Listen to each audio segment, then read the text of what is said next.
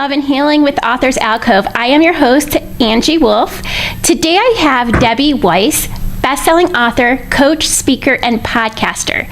She is also the author of On Second Thought, Maybe I Can, where she strives to inspire women to take control of their lives by harnessing their inner power.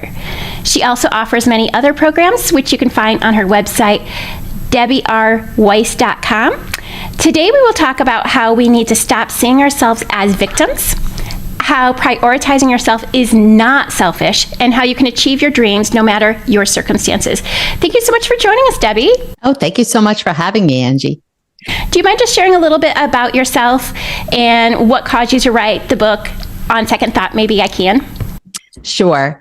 So I have been a family caregiver for over 40 years. It started when I was 17, and my father, who was 46, had a massive stroke, survived soon after my parents divorced, and he lived for 30 years. And for those 30 years, he was my responsibility. And when my oldest son was 2, he was diagnosed on the autistic spectrum and then later added some mental illness diagnoses. And then most recently, probably about 5 years ago, my husband became permanently disabled due to a variety of both physical and mental illnesses. And then about a year and a half ago was diagnosed out of the blue with a terminal blood cancer, and he passed away. It'll be a year, December 30th. So that is a little bit about my life story. In all of that, I never thought honestly about writing a book. That was not my thing. My professional background is more numbers based. I am a CPA, no longer practicing, and been an insurance agent and had my own insurance agency for the last almost 29 years. So it's all a numbers game, not a words game for me. And probably in the spring of 22, it seemed like when I realized the message that I had to tell, to send, it was, how do I reach those people? What is the best way? You know, I can't stand on my rooftop and scream. I could try, but I'm afraid of heights, so I don't think that would work. And a book just was kind of the thing that kept coming back. And you know, honestly, I didn't believe that I could do it. I really didn't, because it was something that I didn't feel was something that I could do. And I wound up finding a book coach who helped first-time authors. And wow, I did it. And it was published in August. So on second thought, maybe you could. Exactly. I love the title, by the way. Thank so you. You mentioned that your dad had a heart attack after you graduated from high school. A stroke. Okay, Yep. Stroke. I'm sorry. That's okay. And he became, you became his primary caregiver. How did this impact your relationship with yourself? Good question. So prior to that, as a child, I was extremely insecure. I always had a weight problem, was always judged, teased, a whole variety of things, just not feeling good enough. And so I wanted to be invisible. And when my dad had the stroke and I became his caregiver, and here I was barely in my 20s, you know, I had to speak up to advocate on his behalf. And I couldn't do it for myself, but I felt that it was now my responsibility. It felt different doing it for someone else instead of for me. And so part of me kind of really helped me grow as a person and step into my power and really start to realize what I was capable of, and that what I had to say made a difference. So from that standpoint, it was good.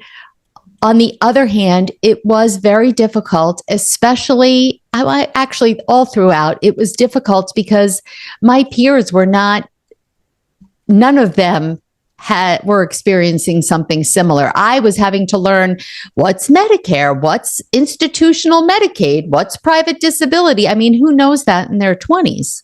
Not many people. And my friends were living a carefree life. And that was kind of I guess that wasn't the start of me feeling like a victim. I probably felt like a victim all my life with my weight. But then this was a new reason to kind of feel burdened and then have the guilt of feeling burdened, right? Because I want to help my dad. So it's kind of this shameful thing that it's hard.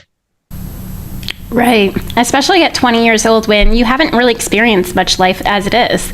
And then on top of that, a few years later, your husband, but also your son at the age of 2, you said, is on the autism spectrum. How had that caused you to continue to diminish who you were and second guess yourself in having and achieving dreams? Oh boy, anyone who's a mom out there can relate. If something or someone does anything to your child, you are going to do anything and everything you possibly can to help them. And I was devastated. I mean, I'm not going to lie. It was really tough. And I went into that mama bear mode. I was not going to stop at anything. I took out a second mortgage. So my son is 22, almost 23. And back then, things weren't covered by insurance. There weren't services out there like there are now, much easier to find. And I was spending back then probably about $6,000 out of pocket that I did not have to hire therapists. I had him having therapy 20 to 30 hours a week. We were looking for different types of therapy because, there is no one size fits all, and there still isn't. And that was it. I mean, I was all in. And my younger son is only 21 months younger. So he was just an infant when my other son received that diagnosis. So yeah, I didn't know who I was other than Mama Bear fighting for her cub. So in the beginning, you talked about, that feeling of victimhood. And I think a lot of us, even if we don't want to recognize it, we can see that in ourselves, that oftentimes we will say, oh, I can't do that because of this. I can't do that because of this. This has caused me to be this way rather than that way. What impact did it have on you, and how did you break that cycle of victimhood? I mean, each thing that happened was proof to me that I was unlucky. Why me? What have I done? Why am I having to deal with all of this? And it seems like that terrible comparison game, the other people in my life just weren't having as many traumas, little traumas, so to speak, that I had been experiencing. It wasn't, unfortunately, until around the age of 50 that I kind of had my aha moment. I went away with my friends. They insisted that we go away for a girls' weekend. I think we went for 2 nights, 3 days. And I thought my whole family's going to fall apart without me. How can I do this? But they insisted. And from the minute that we all got together at the airport, the laughter started. I forgot my family members' names. I didn't care. Here I thought, oh my goodness, how will they get? And I'll have to talk to them all the time. I didn't want to talk to them because it really was the first time in my adult life that I didn't have to worry about anybody else except for myself. And I never had experienced that. And here I was at 50. And we started having these conversations. And when I was younger, I used to be known for my laugh. I have like a loud kind of cackly laugh. And, my mother would say, you can never get lost because you're always laughing somewhere and I can find you. And I remember on that weekend, we were talking about something and I must have laughed and someone said something. And I said, did I used to be known for my laugh? And it was really like a big part of who I was. And I really had forgotten. Did I make that up? And they just looked at me, incredulously, like, I can't believe you're even asking that. Of course. I said, I forgot. It was kind of like that symbolic, I lost my laugh. I lost my laugh over the last 30 years. And when I got back from that trip, it was something for me, everybody's different, about the number 50. Wow. I'm probably more than half through my life. Halfway through my life. And nobody knows when that time is going to be up. But if it was then, I would definitely be the person who's looking back on their life with regret. Not regret for caring for my family members, but regret for giving up myself. And there was no need to do that. You can do both. And that's what my aha moment was. That kind of then set me on this journey of, discovery and figuring everything out and realizing that I've had the power inside me, as we all do, all along to make these changes. I just didn't realize it because I was so stuck. My mind was so stuck in this victim, why me, poor me mindset, where I didn't realize I'm the one who can change all that, not somebody else, not some outside circumstance, but me.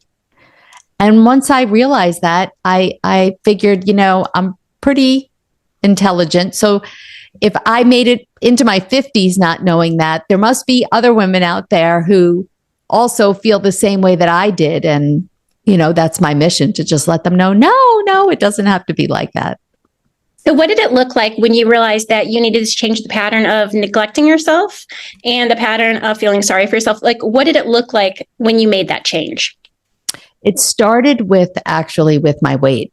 I had, as I said, I've had a weight problem my entire life. So I've been on, every diet, gained 1 million, lost 1 million, the whole yo-yo dieting that everybody is familiar with, whether you've had that situation personally or not. And I went back to Weight Watchers for the umpteenth time, but I decided that this time it was going to be different. In the past, I had always been focused on the outcome. I have to lose 25 pounds in 3 months, or I have to lose X amount by my birthday, by the summer, for a wedding, all the things. And if I didn't, I'm a failure. It's that perfectionist. I'm on the diet. If I cheat, screw it. And I went back saying, I'm not going to pay attention to how much I've lost. I'm not going to pay attention to what I'm eating. The only thing that I am requiring of myself is to show up weekly for the meetings, nothing else. And I did that for a couple of months and I didn't lose any weight. But after I got that and I felt solid in that, then I added something else small. I'm going to, track what I eat 50% of the time. And I just kept building. And of course, I wanted to lose weight. But what I realized was this is not something you're going to be on again, off again, whether it's Weight Watchers, whatever that may look like. I have to pay attention to this. And I'm in charge of this. And just because I eat pizza doesn't mean my life is over. And, I have to figure this out because it's not a diet. This is now a way of life. This is your lifestyle. So stop thinking there's an end date, because there is no end date. And when I saw how just me shifting my mindset over an issue that's been a lifelong issue, and believe me, it's still not easy. But now I'm probably 7 years in and I have and I lost about 90 pounds. And it took me maybe, 3 years. I mean, in the past, I would have given up because it was so slow. I've gained 10, 15 back, but then I'm able to go back down. And it's the first time in my life that I've really feel like I'm in a good place. I have the right mindset. And when I saw that I was successful just by shifting the way I was thinking about something, I then started applying it to other areas of my life. Like writing a book? Like writing a book. What would you say? Why would you say that prioritizing your care is not selfish? Because, you are a caregiver. You have to take care of different people. Why would putting yourself above them not be selfish? So I didn't do that, obviously, for many, many years. And I have to tell you, I was a volcano waiting to erupt at any second because I wasn't taking care of myself. And the anger, the resentment, the exhaustion, the overwhelm of doing the same thing and worrying about everybody and not being able to clone yourself and be at two places at once, it was so wearing. And so anybody, including my father, my sons, anybody said one little thing, I would explode because I was just carrying so much resentment and rage inside of me. And I wasn't being the best caregiver to any of them, right? I mean, gosh, now when I think back of how I was, oh my gosh, I was snapping at my father particularly all of the time, all the time. And so many caregivers actually then become physically ill themselves because they neglect themselves. And so I don't think that we think about that. We think that it's selfish and we need to devote all our time to our loved ones. But in the end, you're only really hurting your loved ones if you're ignoring yourself, because you could, yourself become ill. So many people don't take the time to make their own doctor's appointments and take care of their own health because they're so worried about somebody else. What if you become disabled? What if, God forbid, you die? Who then is going to be there just because you ignored your own health? And for my mental health, I needed to do something for myself. And then once I did, I had the patience. I wasn't so resentful and exhausted. And then what happened? I showed up better as a better person for everybody else. I think there's also an element in our society that kind of expects us to put others first and all of that. I know that I have a friend who is going through a divorce, and the husband is not existent, basically, as far as the raising children. And so she literally has all of her children all of the time. One of the things that has really hurt her is the people that have backlashed her because she decided to go back to school and she decided to do some other things. And they're like, well, this is the time your children really need you. And she said, I can't be the person they need if I don't do something for myself. I need to be away from them for at least a little bit of time. But society is telling her, you're being a bad mom. They need you. Why are you taking courses? Why are you going back to school? And I think that that's a lot of why we have that. We put those expectations on ourselves, not realizing we're a better person when we think about us. It's kind absolutely. Yeah. And in her case, what a great example for her kids. That's true. She's setting, One of the things that you had said in your book is, I was the girl who didn't want to be seen. I was the girl who was afraid to speak up. I was the girl who was scared of her own shadow. How did you overcome being that girl, and how would you describe yourself now?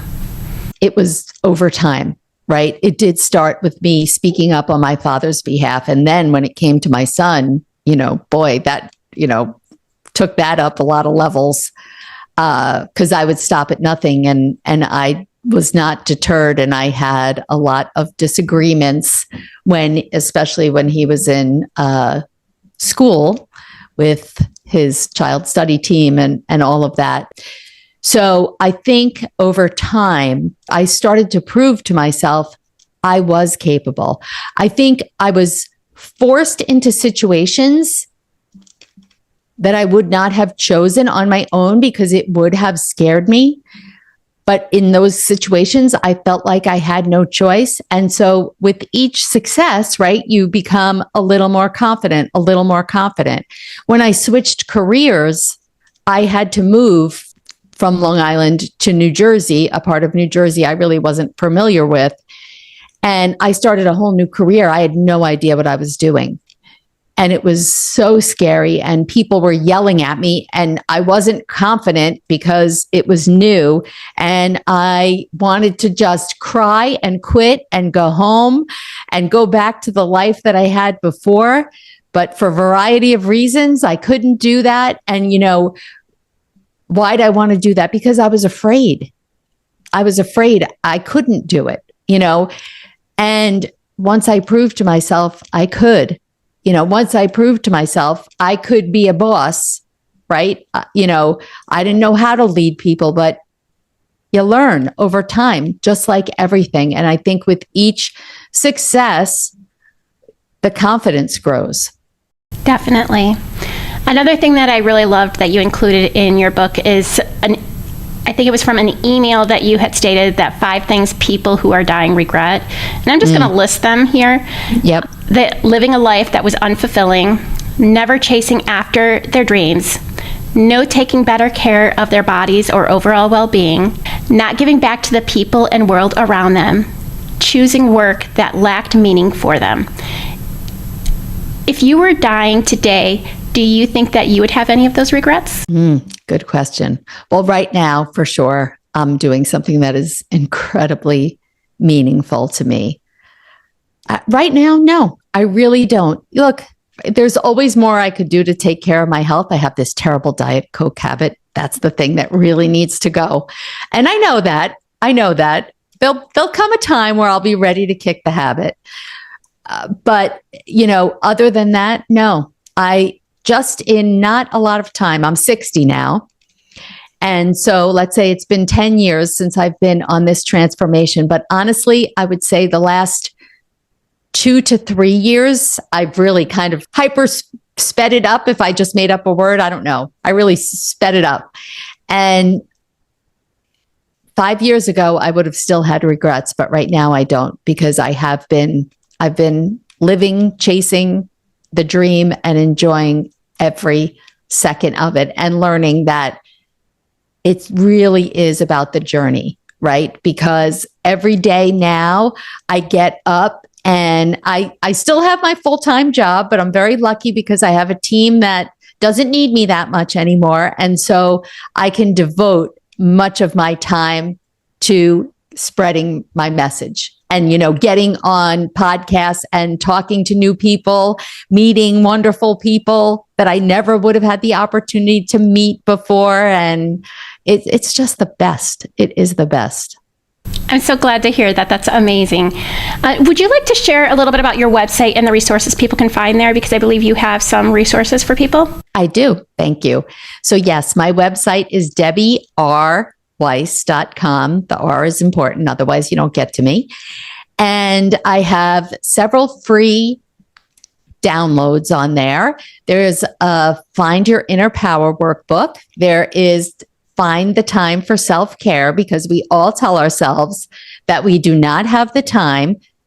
Well, if that's the case, you can and you should make the time. And this guide gives you some little ideas of where to find that. And then I have something called my Morning Sprinkles of Goodness, which are some daily journal prompts to fill out in the morning, get your day going, off on the right foot. Also some blank pages to write whatever you feel like writing in the morning. And then, of course, on the website, you can find all my contact information and all the programs that I offer and my book. Awesome. Thank you. So I just want to thank you for taking the time out of your schedule just to be here today. I also wanted to ask one last question before you go. And what do you hope people will walk away after reading your book? I hope they realize that regardless of your life circumstances, you have the power to steer your ship. It's not those circumstances. For so long, I just felt my life was predetermined based on the things that were happening to me. And what I didn't realize is that even if I can't change those things that are happening, I can always change how I respond to them.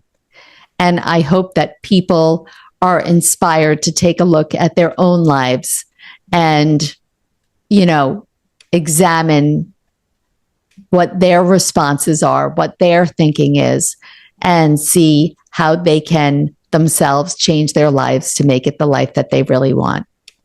That's beautiful. Thank you so much. And thank you so much for all your words of wisdom. I'll definitely be putting your book and your website on the show notes so people can find you. And again, thank you. Oh, thank you so much for having me.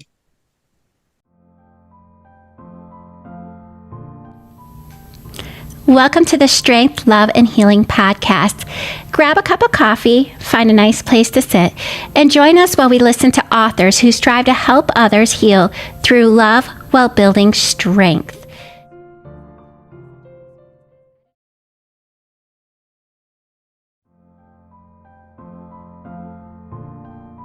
Thank you so much for listening to the Strength, Love, and Healing podcast with Authors Alcove. If you have written a book that could help others heal and would like to be a guest on our show, please go to theauthorsalcove.com to sign up. You can click on the podcast tab and click on Be a Guest. We always appreciate everyone who listens all the way to the end, especially if you could like, subscribe, and rate this particular podcast. That would really help us be able to reach more people. Also, our sister podcast, Authors Alcove, is over on Spotify and Apple Podcast. You can listen to that, where we talk with a lot of different writers about their writing process and their current books.